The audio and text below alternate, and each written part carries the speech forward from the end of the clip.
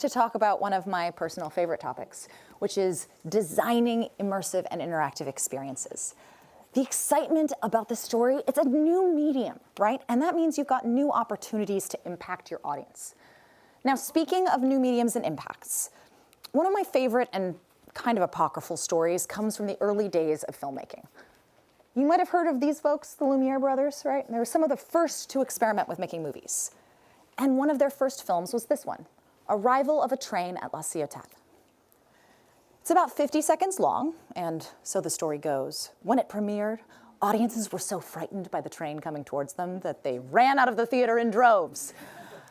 If you're in the media, you probably know this story, and you also probably know it's not quite accurate.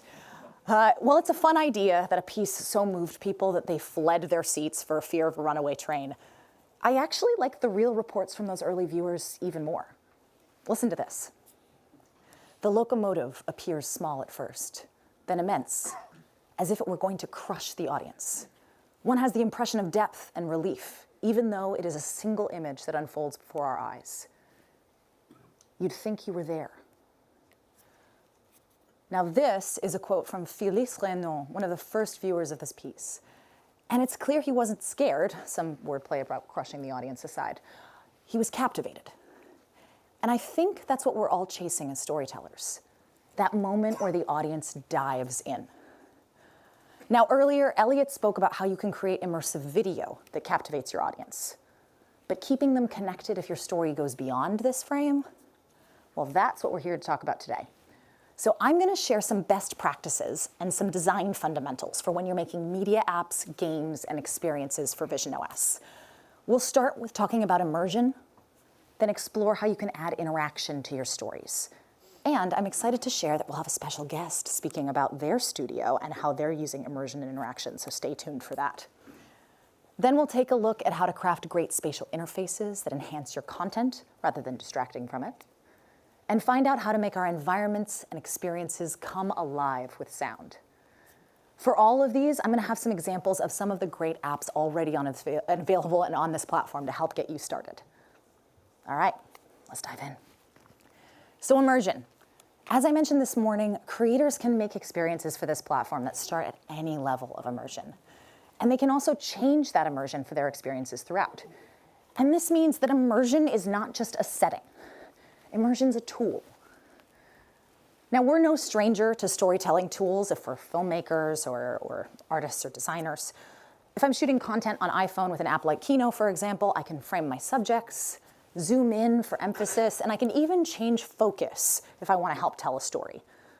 But these tools aren't designed for making apps, especially on a spatial platform. Because when you're designing for visionOS, your content's frame is potentially your viewer's entire field of view. They see the world in front of them by default. And also, they get to control what they look at. That's fundamentally different because it would feel wrong to a viewer if a visionOS suddenly zoomed in on something, right? Or worse, change the viewer's pass-through to emphasize something in your app. We'd take away our audience's agency if we did this and alienate them. And that's the opposite of what we want to do on a platform like this. Instead, we want to keep people in control of their experience because we want to bring them into the story. And for that, we can turn to new tools like immersion. How we choose to immerse people in our content is a core part of any visionOS experience. And we can change immersion at any time, like I said, to help tell our stories. So I want to share 3 of the most common patterns I've seen for using and changing immersion. Let's start with a media app like Vimeo in visionOS. This opens in a large window, and it's pretty familiar and comfortable to most of us who've used computers for the last 20, 30 odd years. And in this window, people can browse content like filmmaker Jake Olison's Currents while staying connected to their surroundings. It's pretty standard stuff. But let's watch what happens once someone selects a piece of content. Immersion changes, the room goes dim, and our eyes immediately go to the video. This is a small change. All the app's really done is dim the pass-through feed, but it immediately draws the audience's eye and helps them focus. Focus is a great reason to change immersion in an app. It brings attention to a specific piece of content, or if you have content that's more immersive, like a 180 video, you can even hide the outside world completely to bring people into your story. And this pattern can also apply really well to immersive and interactive work. Let's take a look at Targo's immersive World War II documentary, D-Day. During the experience, if you haven't tried it already, we follow a woman learning about her father's time as a camera soldier in World War II. We'll check out a clip from the experience. The documentary starts with stereoscopic video played back in a window, but when the woman discovers a box of her father's World War II artifacts, the audience gets to explore these too. The scene transitions into a fully immersive darkroom with the objects in front of the audience. And here, people can examine the artifacts of the past without the present coming back in, and they get to learn more about the man behind them. And when this moment finishes, the app seamlessly returns the audience to the documentary footage and their surroundings. This is a great example of using immersion to help someone focus on a moment and further bring them into your story at the same time. Now, you might also want to change immersion to transport somebody.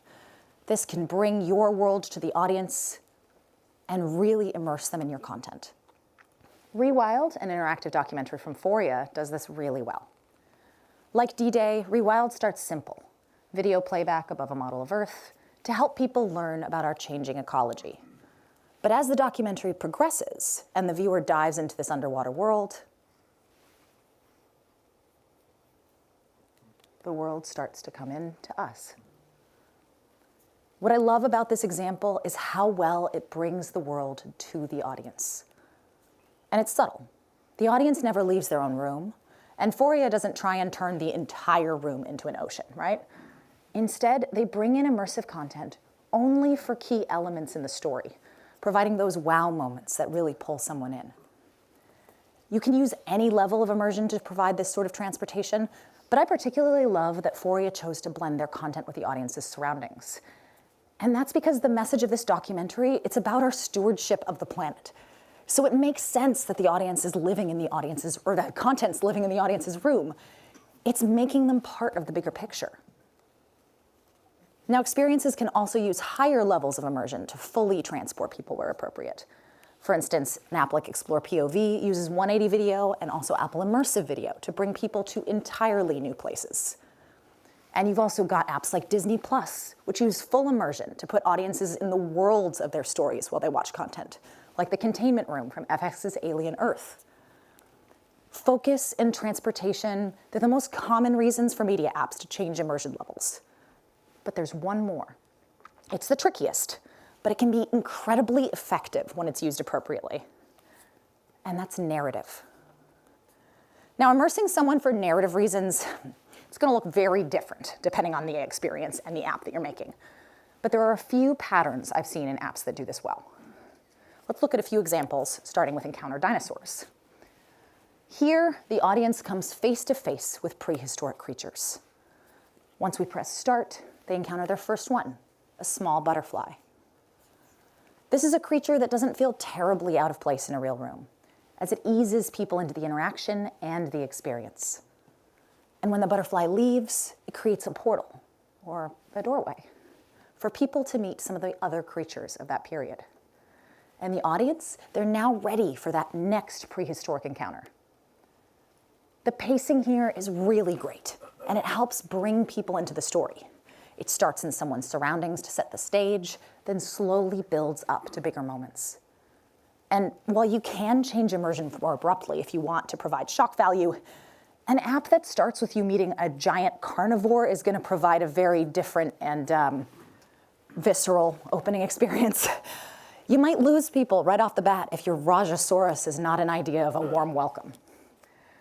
So the more you can build trust with your audience early on in the experience and build up to big moments, the more you can do with immersion in your story. To show you what I mean, let's return to D-Day, the World War II documentary I mentioned earlier. I love that this experience increases immersion for the audience whenever the protagonist immerses herself in her father's history. We already saw this at work earlier when exploring those artifacts, but it happens at other moments in the story too. When she travels to Normandy, the film frame changes to an immersive 180-degree video. And when the audience sees her father's footage from Normandy for the first time, they're placed behind the lens. But it's this next moment that really gets me. The audience sees photographs from the battle site. the frame briefly blinks, and then the scene is suddenly real in 3D around them. Now, on paper, this is a huge jump in immersion, right? But because the documentary has been building to this, it earns that crucial moment. We have the context. The audience understands where we are, where we're going to be, what we're doing. All of these things we understand, and it's a perfect example of what you can do with the power of immersion and narrative. Now, as you start to think about how you can use immersion in your experiences, whether it's to help audiences focus on content, transport them, or bring people into your narrative, there are a few best practices that you should keep in mind. No matter where you plan to go in your media experience, it's really helpful to start with the familiar. In media apps, people like to navigate content libraries and windows, and they also like to stay connected to their surroundings whenever possible. It's worth starting there, even if you plan to move to a more immersive viewing area later. In interactive experiences, this is even more important because this is still a newer medium for storytelling. Familiar UI helps ground people before you take them into the unknown. Now, with someone's entire field of view at your disposal, it is tempting to try and design the entire frame, but try and keep your experiences focused. Too many bells and whistles can distract people from the core of your content, the story. Here are a few examples of how to do that well. Media apps, when switching between browsing and playback, will hide the browsing window when playback starts to help people focus.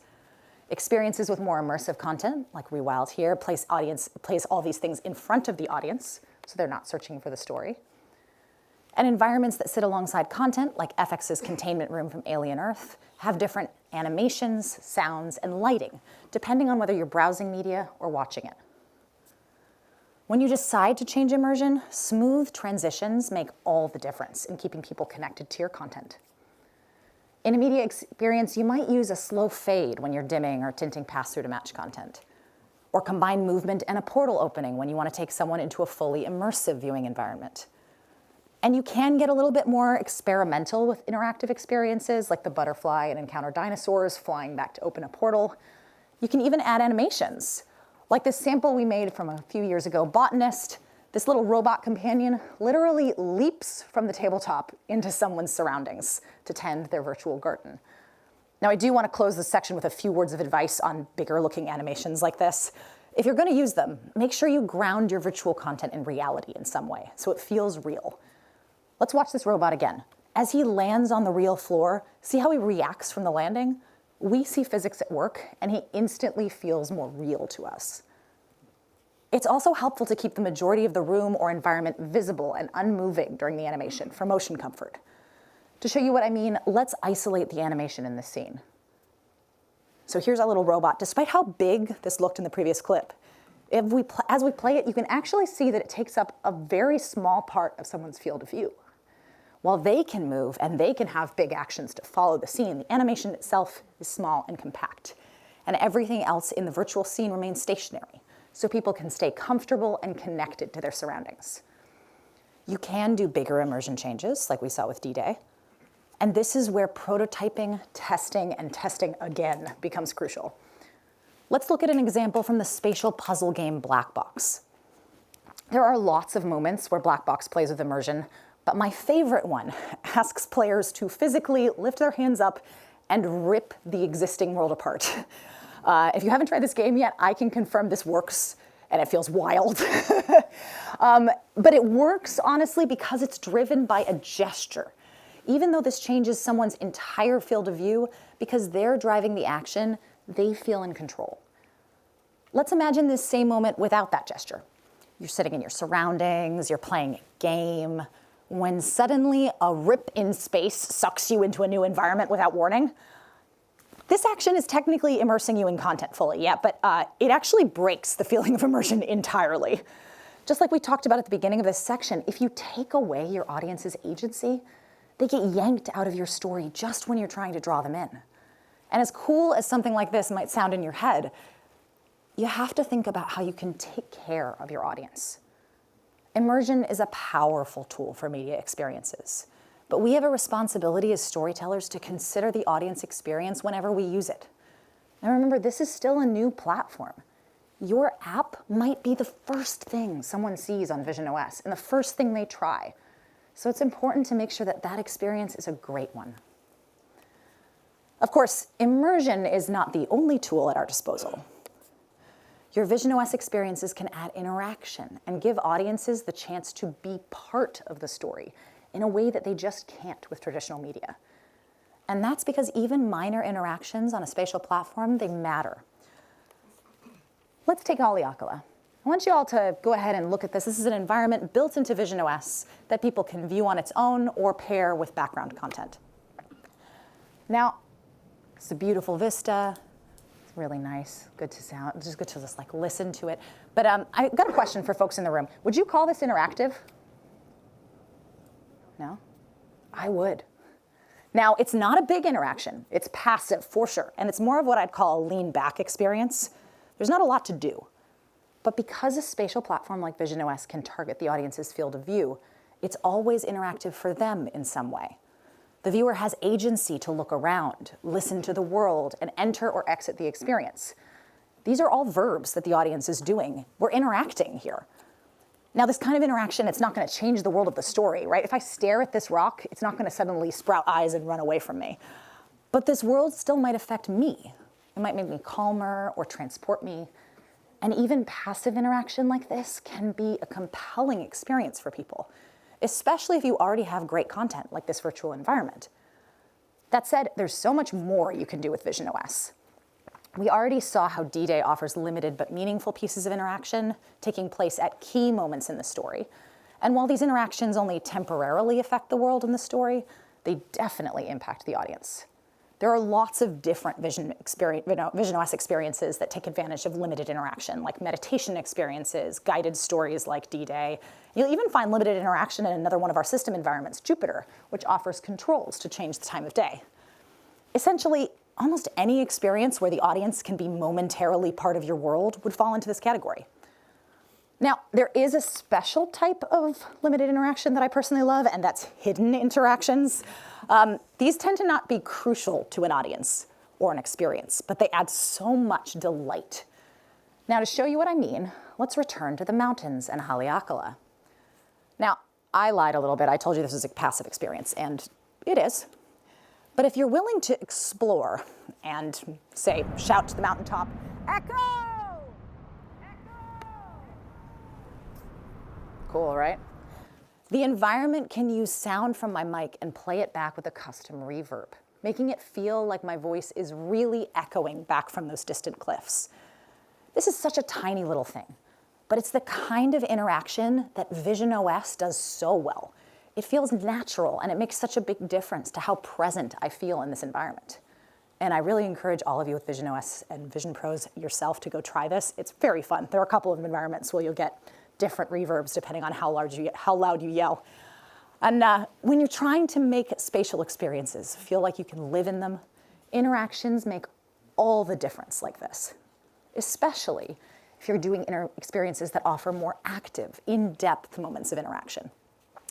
Of all the apps you can build and the stories you can tell, these kinds are the most game-like.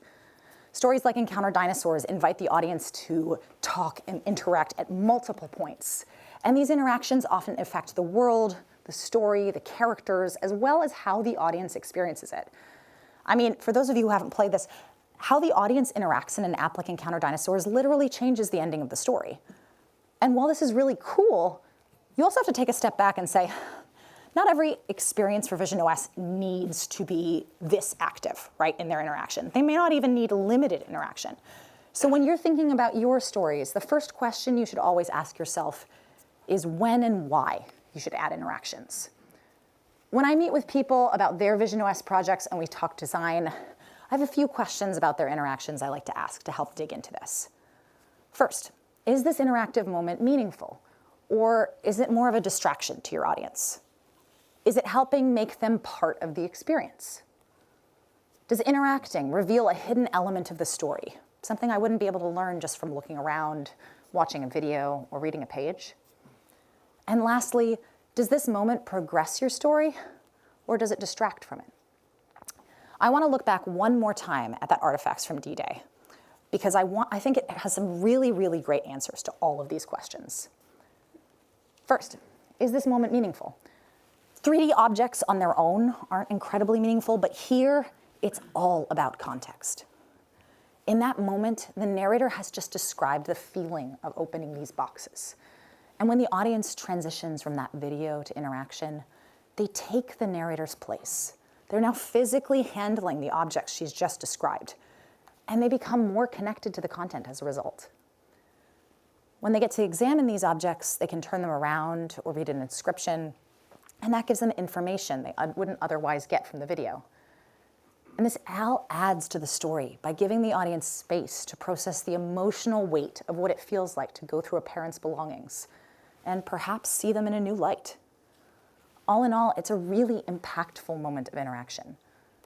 Now, while D-Day has great answers for all of these, your interactive moments don't have to check off every box here. But if you're thinking about something and you can't answer a single one of these questions, it might be a good gut check to go back to the drawing board. Now, if you are planning for more interaction in your experience, how can you do it really well on this platform? The first thing you need to do is identify the actions that you want to help your audience do in your story. These will help you define the inputs and interactions you'll need to design. For example, if you're making a media experience, you'll likely want your audience to select or watch content. And these verbs tie really well to indirect actions like looking and tapping. If you're building an experience where people should examine objects up close, you might want to use direct manipulation. Should people be able to speak in your experience, like the Haleakala environment, or use their bodies in some way? In that case, you may want to use voice or take custom head and hand movements into consideration. And if you're building a game where your audience needs to do a lot of things in quick succession, like run, jump, bounce, fall, you might want to design custom gestures for that or even think about building in controller support. Because you're asking more from your audience when they interact, it's important to make these moments comfortable for people. Most people are going to use Vision Pro while seated, and they expect content to be positioned at the right height in front of them, centered in their field of view. You also have to think about the proximity of this content. If you place content beyond your viewer's reach, their initial instinct will be to interact indirectly by looking and tapping their fingers with their arms at their side or in their lap. This is great, and it's a super comfortable way to interact for most window-based experiences. But if you're building a moment where you want people to physically interact, you should consider placing that content within arm's reach so they can pick it up without strain and they're not trying to reach over to grab your thing. And this is also really important if you're doing repetitive actions, right? If you're asking someone to press a button over and over again, you don't want to put this button all the way out in front of them 50 times because I can guarantee you after about the 5th time, you're like, what? Nope, goodbye, let's try something else. So you can see some direct manipulation right here. And sometimes experiences like this, they aren't so straightforward. Maybe you need somebody to stand so that they can comfortably interact, or you're switching between immersive lean back moments or interactive lean forward moments. This is where inviting interaction with cues for your audience is incredibly important. They need to know when something's interactive and when it's not. And if they're not sure what to do, this can break their connection to your story. You can do this in a few ways, like with clear signposting at the beginning of experience. Here, Encounter Dinosaurs tells people that they can interact naturally with any creature, so they're not constantly looking for UI. And you can also bring up hints during interactive moments, like D-Day does here. But you can also do this in-world, directing the audience's attention with patterns like sound, light, and motion. One great example I want to show is from the interactive experience Otto's Planet. When the audience needs to interact, the experience cues those moments with subtle glows, similar to system hover effects, to indicate that the audience should look or tap on items to help its tiny protagonist. And when the interaction is complete, the glow will disappear. Lastly, if you offer the audience interactions in your experience, it's important to remember that you're giving your audience agency, and that means you kind of have to respect the choices they make. Take Encounter Dinosaurs. If you tell the audience that they can interact naturally, I'm really sorry to say that some people are going to try and fight a dinosaur. I mean, I wouldn't, but as designers, we have to step outside our own desires and our own intentions and expect the unexpected. Because if someone tries to smack Raja over here and he doesn't react, that immediately breaks immersion for that person and their belief that their choices matter in your story. So instead, you can find creative ways to incorporate their choices. For instance, the first time that the audience does something that Raja doesn't like in Encounter Dinosaurs, he shakes his head like a horse. And if the viewer decides to keep tormenting him, well, sometimes you have to design characters who have firm personal boundaries. One last thing on audience agency: no choice, still a choice. If the audience decides to lean back and not interact, your experience should acknowledge that. Let's go back to Encounter Dinosaurs one last time, and I'll show you what they did. This is a high interaction experience, right? Creatures want to meet you. But what happens if people aren't so thrilled to meet them? If the audience stays wary and doesn't interact with the butterfly or the small first dinosaur, the app actually recognizes this lack of interaction, and the story falls back to a more traditional cinematic experience. The app still delivers an end-to-end story, just one that doesn't involve the audience. Now, you don't have to make it a 0% interaction or 100% interaction thing. You can always split the difference. Kung Fu Panda School of Chi does this really, really well. In the experience, Po the panda helps the audience learn a series of Tai Chi moves, for inner peace, of course. And when people follow along and the experience senses their hand motions, Po will make encouraging facial expressions. His eyes light up, he smiles, he nods, he's really excited. But if they do the wrong thing, or if they stand back and do nothing at all, he starts to become more and more exasperated. And if people repeatedly miss or skip the move, then the experience offers on-screen UI with hints to emphasize how to get people back to the story. And this progression is great. People can choose not to interact, but they also get space to see how that impacts the story. And it doesn't stop them from being able to interact in the future. The experience doesn't just shut down because you stopped interacting. Now, I could probably spend the rest of this hour and maybe even the day talking about interaction design for this platform, but instead, I'm gonna take a break for a second because I actually wanna invite a very special guest speaker up on stage to share their experience designing stories for visionOS. Now, spoiler, you have seen some of this person's work on stage already. He's the co-founder of the immersive studio Targo, and most recently produced one of my personal favorite pieces for visionOS, D-Day the Camera Soldier. So I'm very excited, and please all of you give a warm welcome to Victor on the stage.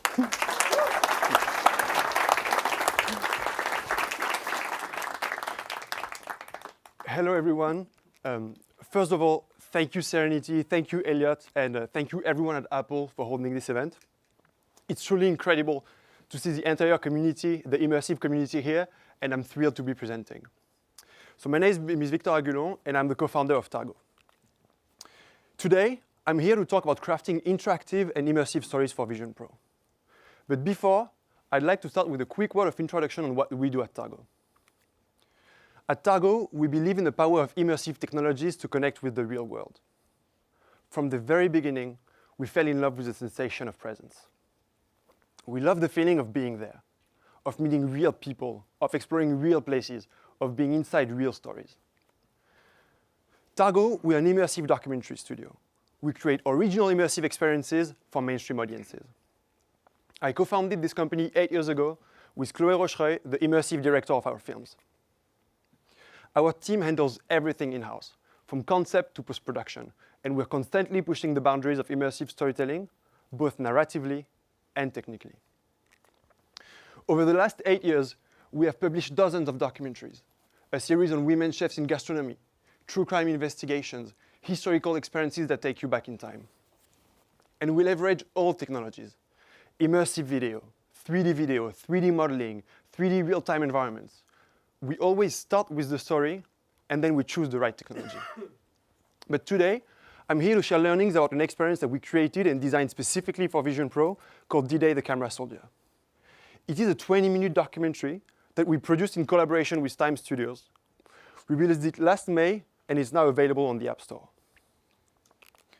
The documentary tells the story of Jennifer Taylor. She's the daughter of the World War II soldier Richard Taylor. For most of her life, she knew very little about what her father had done in the war. She knew that he'd been a soldier, she knew that he'd been a photographer, but he never spoke about what he'd seen. Until one day, she received the message from a historian, and he shares photos and films that her father took on D-Day. When she discovered the footage, everything completely changes for her. For the first time, she understands what he went through.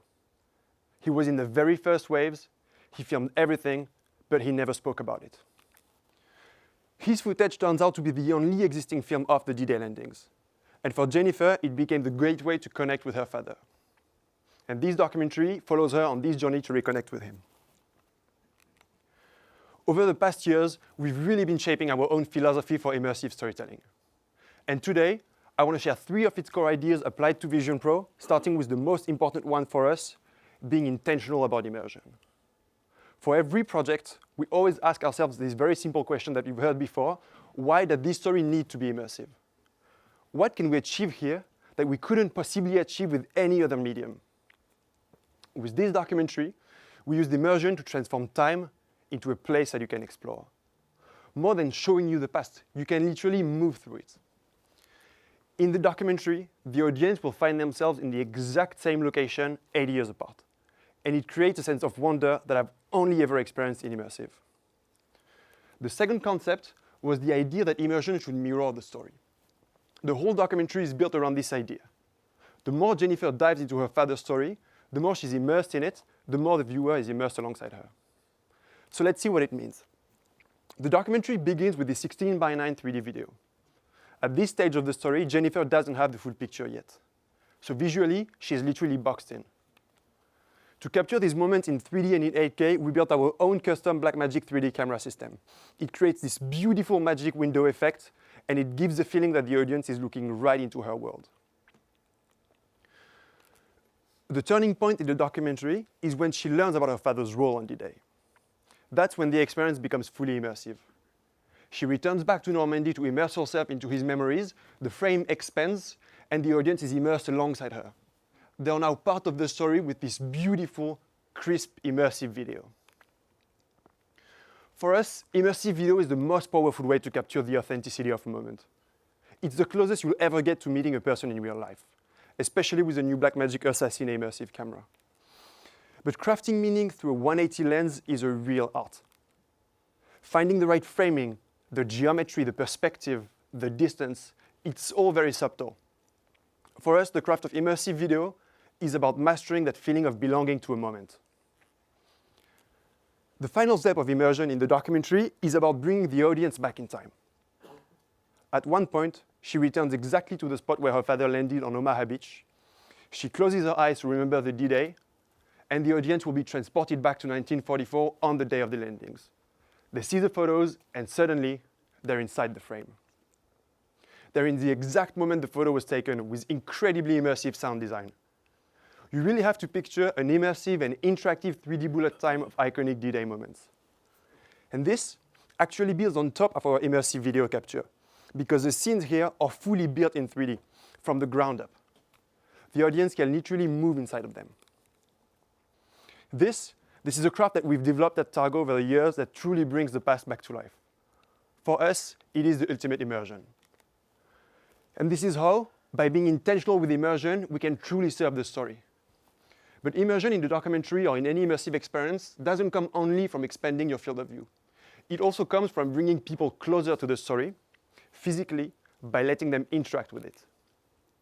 For this experience, there are 2 rules that guided our interactive design.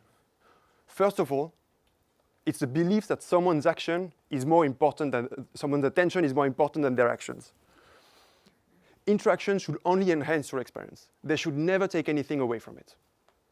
Even if you don't interact, you won't miss a crucial element of the story. There is no sense of winning, there is no sense of losing. When interactions are simple, they also let your story be the focus. Interactions in the experience make you connect with Jennifer. They're your literal touch point in the story. And this is why in the documentary, we give you the sensation of being alongside her. Here, as Serenity showed, you can see she's looking at her father's letters, and a few seconds later, you're going to be in front of the exact same thing in 3D. It's your turn to grab them, to hold them, to look at them. You look at what she's doing, and naturally, you want to do the same. You truly feel like you're her guest. Later, she opens up a box of historical objects to look at them. When it's your turn to hold them, you can literally touch history.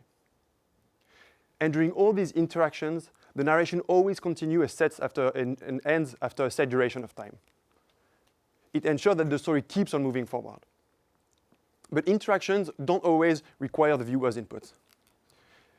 In the documentary, we wanted to convey the idea that we all live in a world that's been shaped by D-Day, that the legacy of the event still lives around all of us. We wanted to create a very personal experience with the events. So we decided to use the viewer's room as our canvas. We used Vision Pro to scan automatically the surroundings of the users, which gives us a 3D map of the room on which we could apply our effects. At the start of the experience, the viewer's surroundings slowly become covered with photos and films of the delayed ending, bringing that legacy to life all around you. For us, it's a great example of how you can create a very personal experience for each viewer without their inputs. So now, let's take a step back and recall how we use the field of view to increase immersion. With interactivity, we can now engage viewers even more. And you can see why featuring such a wide diversity of media, video, 3D models, interactions, all with this high fidelity was absolutely essential. This truly is the core reason of why we built this experience for Vision Pro, because it allowed us to unleash our creativity across all technologies without any trade-off. To bring together so many technologies into one single experience, we also created our custom system behind the scenes. We created the experience in the game engine Unity, using Unity Spatial to build for visionOS. We customized the timeline to create a next-generation editing tool for interactive experiences. This is truly what enabled us to bring to life this concept of growing immersion. So now that we've seen how we can create highly differentiated experiences with interactions, I want to talk about how we can bridge the gap with what people already know and watch. At a high level, it doesn't matter how complex your technology is, it should always feel natural to viewers. And this is why for this documentary, we decided to lean heavily into the film and TV language. It creates a sense of familiarity. The app design was inspired by the TV experience in visionOS. The main screen that you see when you open the app looks like a streaming service. And we give information that you would find in one. The duration, the short description. We use words that people are familiar with. Watch, play, start. People have to know what they're signing up for. The UI is also inspired from streaming services. It shows a timeline, a countdown that lets you know where you are in the film. It allows people to skip, to go to chapters, to play, pause, all the things you will do when you're watching a film. And in case people wanted to show it to their friends, we also included a quick tutorial at the beginning to bring users up to speed on how to pinch and recenter their view. Finally, this logic is also baked into the content itself. In this presentation, I've shown you a lot of frame content. It follows the exact same logic. It's about creating an environment that users are familiar with. It's how we guide people gently toward immersive. It also creates moments of contrast that makes the immersion truly shine. For us, this is how we make immersive content more accessible and more mainstream. Before I wrap up, I want to share one final note with you. Since the release, we've been truly blessed by the reception of the experience. The film's gotten thousands of downloads on the App Store. It's been finalist at the Emmy Awards. It was selected at the Venice Film Festival. It only has 5-star ratings on the visionOS App Store. But this would have never been possible without the support of this immersive community when we started the project. The immersive community truly is our most precious asset, and I really mean it. In June 2024, we launched a prototype on private beta on test flight. We had hundreds of Vision Pro users signing up and sharing their feedback with us. We learned a lot in the process. So today, I want to thank everyone who contributed for your time, your ideas, your conversations with us, because it truly changed the game. And finally, I want to say a special thanks to the mega incredible team at Targo, because you're brilliant, you're talented, it's just a pleasure, and I'm so proud of what we're building together. And I want to thank finally everyone here for your time today and online. And Serenity, back to you.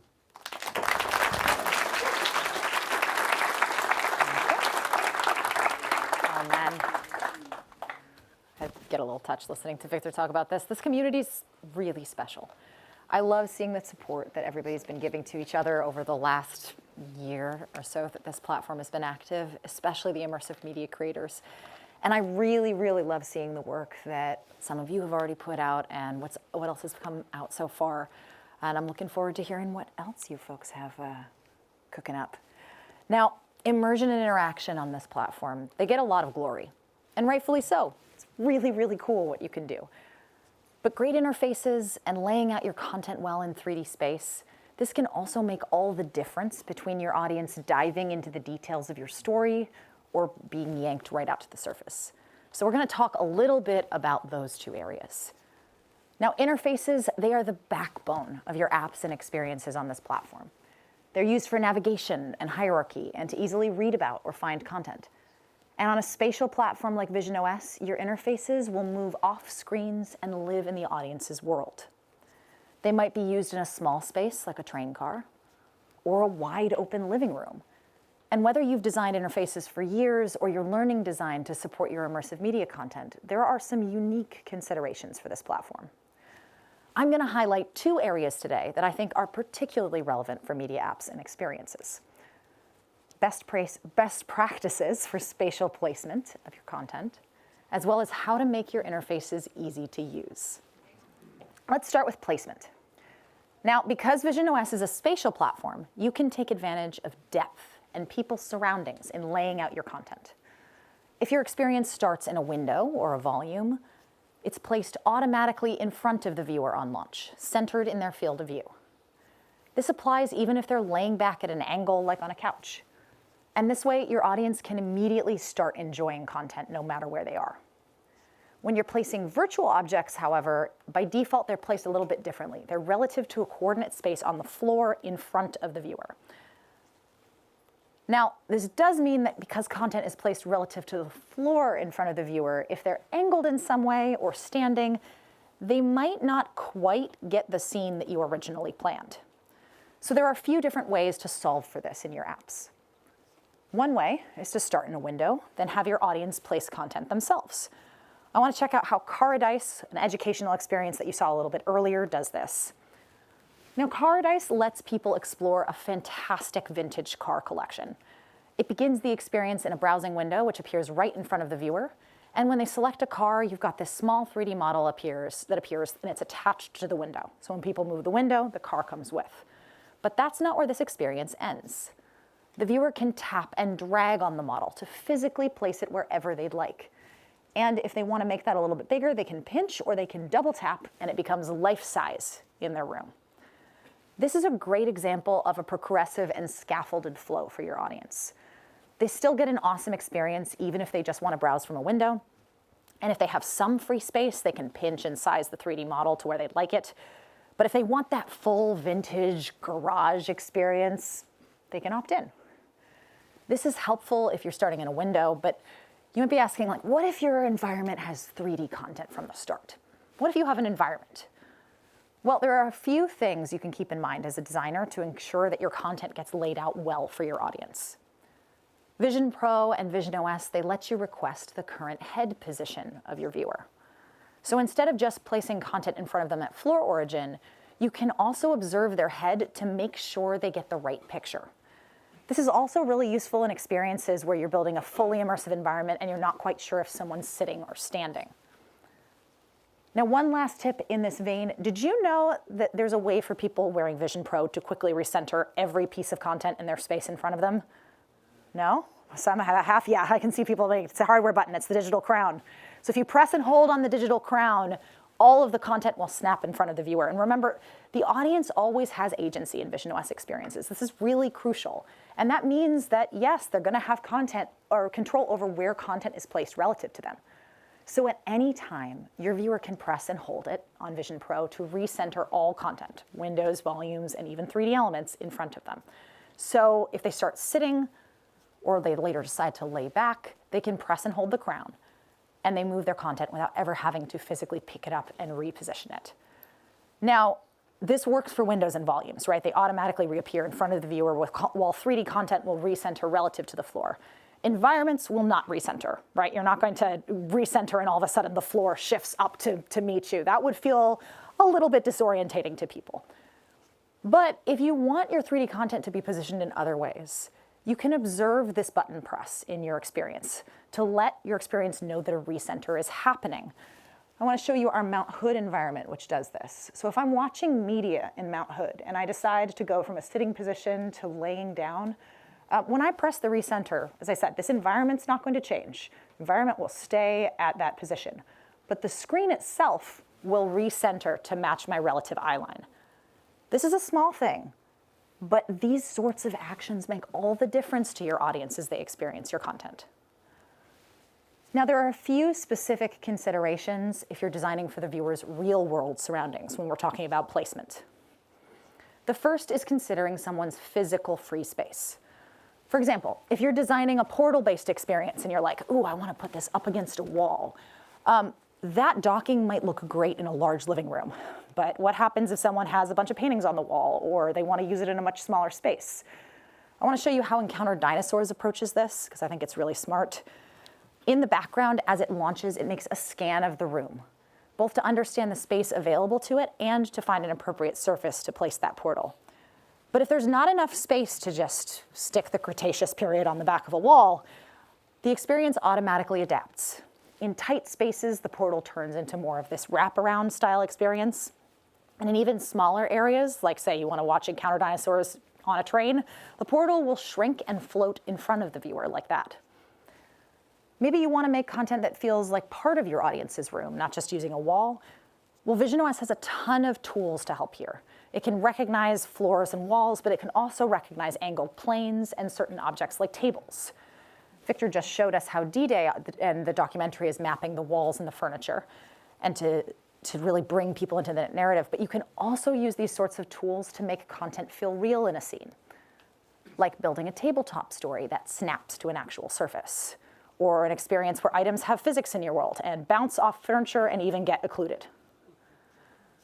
Finally, you'll want to consider whether you need movement in your experience and place content accordingly. For example, here the game Black Box has a puzzle that requires the viewer to stand up and spin. Now it needs to hint them in the right direction, so it actually provides a visual cue where when the puzzle launches, it's placed high above the viewer's head position if they're sitting. This encourages them to stand to see over the content, and if they shift at all, they might inadvertently begin the puzzle and realize what they have to do. These are just a couple of different ways that you can start to think about placement in your experiences. And once you're happy with that, it's important to understand how people are going to interact with it to get to the story. That's where your experience's interface comes in. And the good news is, in visionOS, you get so much for free if you design with our system components. Windows and volume styles, materials, buttons and presentations, perfectly sized elements, hover effects, and even support for platform accessibility features. There's a lot here. And for some of you in the room who are newer to visionOS development or even development in general, if you're a filmmaker or a creative technologist who wants to start building apps, this is a great place to get you started without you having to think about designing everything from scratch. For example, if you're building a media player, you get the player controller UI for free, as well as controls, not only in mixed immersion, but also in more immersive playback. You also automatically get access to system environment playback for media experiences and the option to invest in your own custom environment. And there are lots of resources on the developer website for building beautiful browsing experiences. So if you're newer at this, you don't have to reinvent the wheel or the button when you're making an app. And yes, this is true even if you're a creative technologist who uses Unity. Our user interface framework actually interoperates with Unity polyspatial experiences, and it's a great starting point to check out if Unity is your preferred system of choice. But if you're going beyond the window and designing more immersive moments, you'll still need navigation. And fun fact, you can use system UI components here too. You don't have to reinvent buttons just because you're going fully immersive. Whether you're making primarily an app with 3D content, if it's in a volume or an immersive environment, you can always think about creating custom window sizes for your content or attach something like an ornament if you want to create great utility controls. This would be useful if you needed a panel close to the viewer or separate from the content. And I'll give you an experience of something, or an example of something we already have on the platform that's doing that, and that's the Jupiter environment. This offers a control panel to adjust the time of day and watch the planet's rotation. And the audience can reposition it using the window bar if they want it out of the way, and they can even press done when they're finished with it to continue enjoying the environment without closing it. Now, your 3D content can also support our system presentations, and those are things like menus, tooltips, popovers, alerts, and confirmations. These can be useful in a narrative experience, like this little asteroid speech bubble right here, but it's also a great way to offer controls tied to a specific piece of content. And of course, you can design custom experiences where needed, but it's important to make any custom components you're building feel familiar. D-Day is a great example of an experience that needed a custom solution, as Victor was saying, for their story. But what Targo did is they designed their media player to feel very similar to the system player, like tapping to click or show UI, as well as building in chapter support or easy play pause controls. All of these things can help even custom components feel familiar to your audience. Lastly, in fully immersive experiences that also have interactive content, you might want to keep the viewer largely focused on the content, but still offer them a way to easily enter or exit. Now, if your experience is highly interactive, you may already be using the tap gesture for something. So a tap to show and hide controls might conflict with something you're already doing. Instead, you can consider reserving the bottom of someone's field of view for persistent UI, like the way that the Photos app does when showing a panorama. You've got that exit view button at the very bottom. And you can also consider, again, building components on 3D content. If I can leave you with one piece of advice on usability for interfaces, whenever possible, keep it simple. Simplicity will help power your storytelling and help people focus on your story, not trying to navigate it. Now, we've covered a lot about the look and feel of your content in visionOS, but there's one more feature you can incorporate to elevate your audience's experiences: sound. Now, if you're a filmmaker, you know the power of visuals paired with a great soundscape. Whether you're setting the scene of the world, giving life to characters, or even building tension. Without sound, you lose a part of the story. And that's true for experiences in visionOS too. Where other Apple platforms are often used muted, sound is on by default in visionOS. And that means it can be just as important as the visuals in helping people explore. Sound is also spatial on this platform. That means that someone wearing Vision Pro hears audio from an app or experience just the same way that you hear my voice. Audio reflects off of surfaces, objects, and materials. It feels real to someone wearing Vision Pro and externalized, and you can make some pretty cool experiences as a result of that. Today, I want to share 3 examples of experiences on the platform that are doing sound really, really well. We'll look at them and we'll listen to them too. First, we're going to explore how to build a peaceful soundscape for an immersive environment like Mount Hood. Then we'll discover how apps like Disney Plus are building environments that sound real, although maybe a little bit too real. This is a little too real too. We also are going to consider how sound can help define characters in an interactive experience like Encounter Dinosaurs. So let's go away from the scary creatures for a second and start our journey in the forests of Mount Hood. I'm going to ask you all to close your eyes for a moment and just listen to the soundscape. What do you hear here? Light ripples on the water, the drip of a stream, a slight wind in the air. Even without seeing this environment, this soundscape helps you start to get a sense of the space you're in, the world around you, and what you can expect. Go ahead and open your eyes.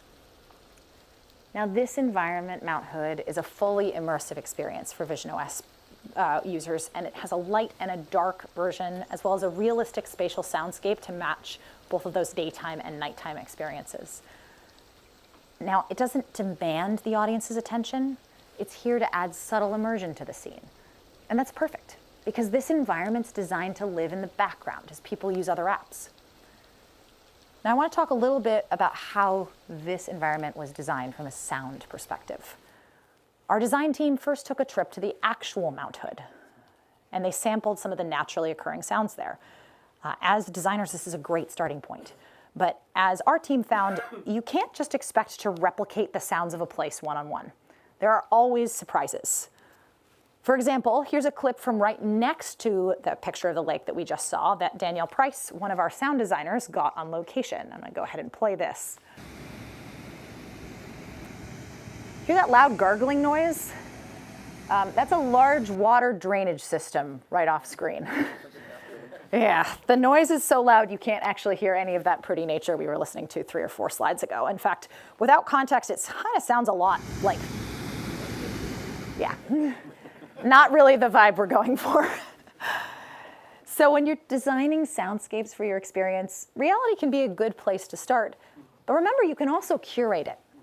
If you want to make something more pleasant or weird or fun, you have the power to make your sounds complement their visuals in the best way possible. There are 2 main categories of sounds our designers use when they're curating a soundscape. And the first one is spatial audio sources. These are like sound elements that occupy a point in space, like birds, crickets, and frogs. And we also like to think about ambient background audio. This is the overall ambience of a place. This audio is usually a surround mix, anchored to play all around the viewer and loop continuously without being noticeable. In 2023, at our Worldwide Developers Conference, we actually had a few members of our sound design team share how they use these categories to build the realistic soundscape of Mount Hood. And I'd like to play that excerpt for you today because I think it's a really great example of how you can put all of these pieces together. So without further ado, I'm going to introduce Danielle from 2 years ago. Take it away, Danielle.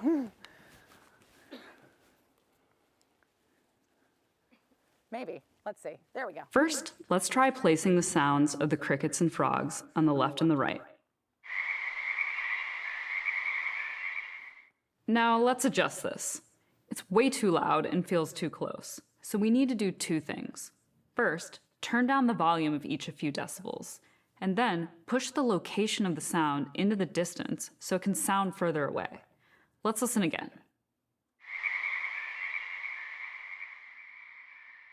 It's starting to feel more natural. Now, let's add a couple frogs in the foreground, on the shoreline. That sounds really great, but we don't want to hear the same frog over and over again from the same spot. So if we use randomization, we can create a more natural soundscape.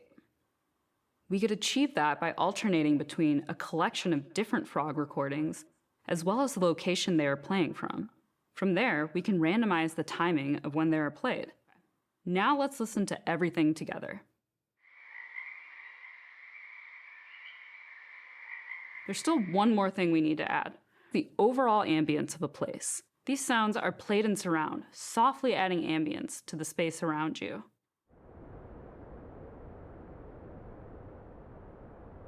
Now, let's listen to all the sounds together as it's experienced in the mix.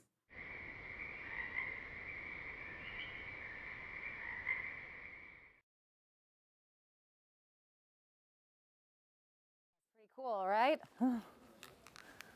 It all comes back together in a really, really nice way. And if you haven't checked out that session before, I really encourage it. Danielle goes into some really, really great detail about how to build spatial soundscapes for visionOS. Now, not every environment is designed to be subtle like Mount Hood. The environments of Disney Plus are incredible standalone experiences for fans of shows and films. They're great for watching content in, but they're also rewarding to explore. And FX's containment room, which places us inside the world of Alien Earth, is one of the absolute best examples of this. Let's watch and listen. Inside the containment room, we hear the sounds of the room. The crackle of electricity, some clanking of chains, some dripping water.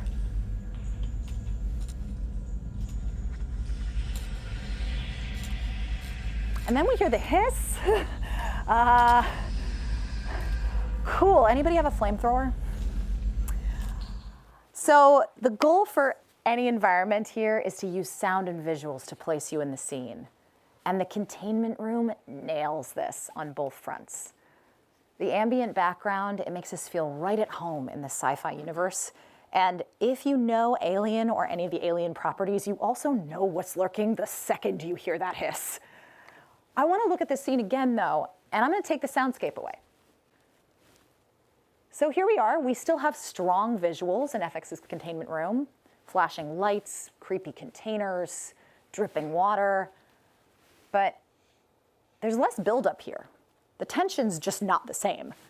And when I finally look around, if I see that xenomorph, it feels more like a jump scare than a wary search listening to my environment.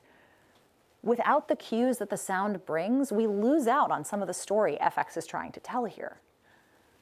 Sound can help direct people's attention, and that's really important for an experience like this one. And I kind of want to share something even cooler or more terrifying, depending on your feelings about xenomorphs, that FX did here to direct attention. The alien's not just hiding behind that pillar watching you, it actually stalks you around the environment. Let's go ahead back and return to where we left it, behind this pillar. So you can start to hear the xenomorph's clicks and hisses, and in spatial audio, it feels right above you. But in addition, as you hear that, you hear it move around the environment. You hear him crawling around. You can tell exactly where it might be lurking, including, yes, it climbs over you. And this sound not only directs attention when you're wearing Vision Pro, but it also helps set expectations as the viewer. Now, for me personally, I love the Alien films, and I also am terrified of horror and thrillers. It's a weird dichotomy here, I know. But this environment, I actually feel really good in. It hits that exact right balance for me because I can hear the xenomorph. I can hear the hisses and the growls. But in hearing those sounds, because it's spatial audio, it's positioned in such a way and it's far enough from me that I know that it's very unlikely that the xenomorph is going to jump in my face and try and eat me. I know exactly where it is in the room and exactly how scared or how wary I should be. And especially if you're building something that's thriller in nature or horror, sound can just add that extra beat to really help ground your viewer and make them feel comfortable in their environment, or at least as comfortable as they can be if there's an alien stalking them. Let's leave our immersive environments for now. I think we've talked enough about xenomorphs, and head back in time to the Cretaceous period specifically, and take a listen to the interactive world of Encounter Dinosaurs. As a narrative experience that lives partially in the real world, Encounter Dinosaurs has a really interesting balance to strike. Even though it's interactive, it's still a very cinematic experience. It's a narrative story first and foremost, and it's important that sound reflect these cinematic environments. And the experience also has a job to do, though. It needs to make viewers feel transported millions of years into the past, and to make characters from that past world feel real in someone's space. So I want to look at how Encounter Dinosaurs approached each of these three beats. Now, while the entire experience isn't scored with music, that might feel a little bit heavy. There is a brief musical introduction to help set the tone of the narrative. Let's go ahead and listen.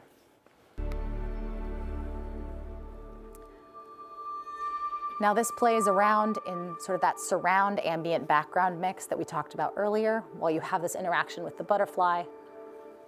And the score continues while you're interacting with the butterfly. But the second that that butterfly leaves you to return to the Cretaceous period, as that portal's opening, the sound fades away, we transition to the sounds of prehistoric volcanic life, and we get thunder.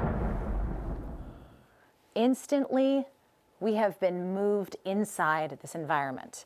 And one of the reasons that we're doing this sound is reverberating inside the environment of the portal, but that sound is also bleeding out into the viewer's space. This causes a boundary that's been breached between the inside and the outside, and it sounds really, really cool. And now that the scene's set, Encounter Dinosaurs can use specific sound sources with its characters to make them feel real. So you'll see as characters enter the scene, there are audio emitters on their feet, their mouths, their tails, to ensure that every stomp on the ground or guttural growl feels like it's coming from that point in space. When something sounds real, it can feel that much more real. These sounds can help give weight and dimension to the characters. And they're also used to direct attention in the scene, just like Alien Earth does. Before the first dinosaur arrives, for example, the audience will hear a small chirp erupt from the fissure. It's really cute. When the larger Rajasaurus is first introduced, the experience plays loud booming steps coming from the left before you ever see the Rajasaurus. By the time the experience ends, the audience knows these dinosaurs by sound almost as well as by the visuals. And I don't have the sounds of this because I don't want to spoil how cute this moment is for you in real life. If you haven't gotten this ending yet, I encourage you to go back and check it out because they're very sweet. Now, no matter what experience you're looking to make in visionOS, I hope you're starting to get an idea that sound is a crucial part to help you bring your story to life and make it feel real. We've covered a lot of ground today. And no matter your experience, I do hope you've learned at least one new thing about designing for this platform. And if you want to learn more, we have got a ton of incredible resources on the developer website to help you get started. For those of you in the room, we'll also be hosting design consultations on Wednesday evening and all day Thursday. So if you want to talk in more detail about how you can apply these design principles and many more to your own experiences, I'd love to chat with you. In part, I just love nerding out with this group. It's really fun. Now, if I can leave you with one final piece of guidance, start with what you know. While there's a lot of room to experiment here, many of you already have great ideas you've produced for other mediums or platforms. And it's worth starting your explorations or continuing your explorations if you're already on Vision Pro right there. And as you're starting to think about making something new or going beyond that, ask yourself what excites you about making work for this platform. What elements have we talked about today that can help your storytelling? How do you want to use the spectrum of immersion to better tell your story? How are audiences going to interact in your story? And how can you use sound and other tools to really enrich your content for Vision Pro? I'm hopefully looking forward to speaking more with everybody about this evening at the Mixer. But for now, we're going to take a quick break. And then we'll return as Nathaniel shows us how to build some of the things that I've just been talking about, and take us behind the scenes of creating an experience for Vision Pro and Reality Composer Pro. Enjoy, folks, and thank you so much.